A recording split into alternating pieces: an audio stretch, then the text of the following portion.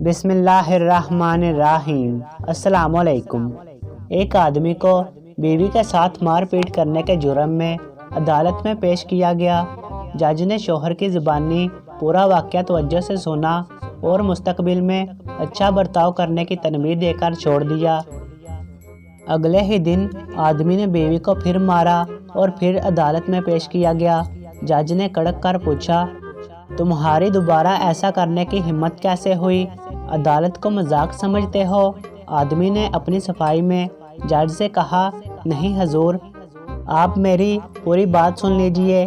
کل جب آپ نے مجھے چھوڑ دیا تو اپنے آپ کو تازہ دم کرنے کے لیے میں نے تھوڑی سی شراب پی لی۔ جب اس سے کوئی فرق نہیں پڑا تو تھوڑی تھوڑی کر کے میں پوری بوتل ہی پی گیا۔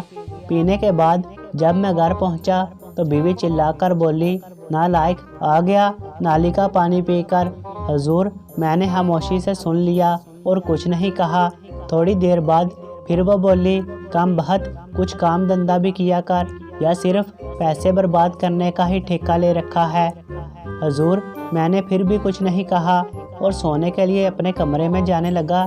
وہ پیچھے سے پھر چلائی، اگر اس نکمے جج میں تھوڑی سی بھی عقل ہوتی تو آج جیل میں ہوتا۔